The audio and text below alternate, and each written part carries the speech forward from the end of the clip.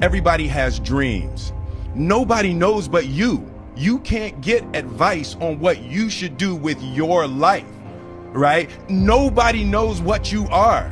Even sometimes you don't really even know what you are. You got to take your shot. And as much as you want people to agree and you want the people around you to be supporting your dream, it's not going to be like that all the time. You got to do it alone.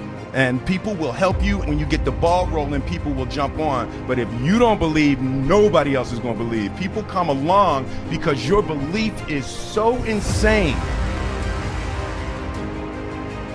Following your dreams is a lonely, solitary, scary, dangerous pursuit. You can't wait for somebody to think you can do it.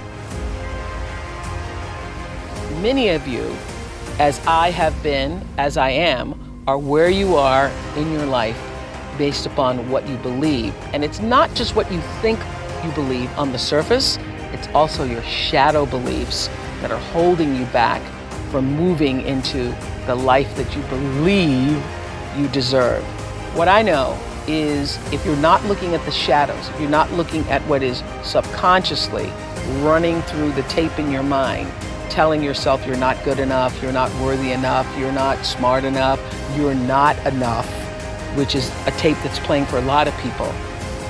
If you're not conscious of that, then you end up acting out of that belief system and not out of what you know to be the truest or want to be the truest for yourself.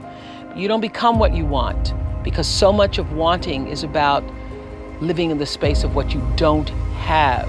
That's why Jim Carrey's story is so powerful, because he started to act as though he already had it.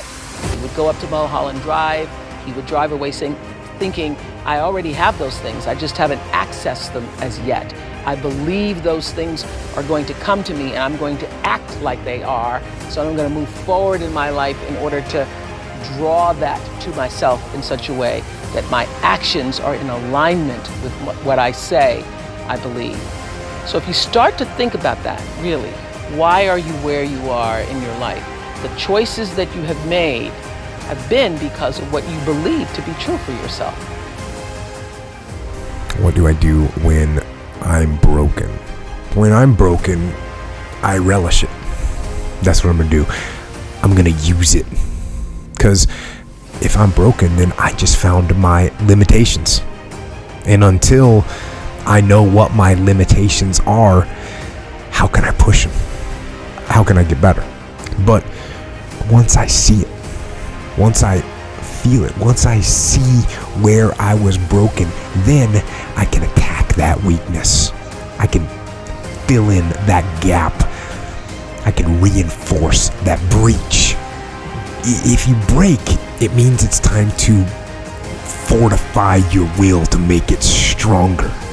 There's all kinds of different ways to break. You can break physically, you can break mentally, you can break your heart, you can break your spirit, and none of those are fun, and all of those are gonna leave a mark. But the mark that they leave can be the mark of victory or it can be the mark of defeat. Because every time you break, and in every way that you break, while it's a chance, it's definitely a chance for you to give up and for you to just to fall apart. But there's also opportunity.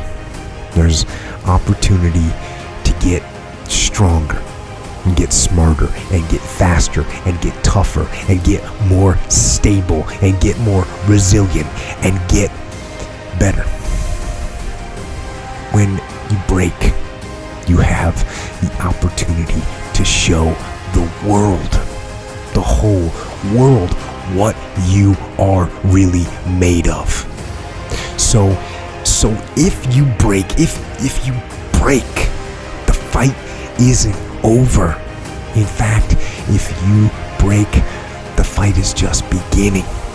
And as you crawl up and out of that dismal and wretched place, covered, and you're covered in blood and sweat and dirt and filth as you rise above what you were, and as you take the form of of who you are supposed to be, you will see that in the very act of standing up, in the very act of fighting on, you will become and you will remain unbroken.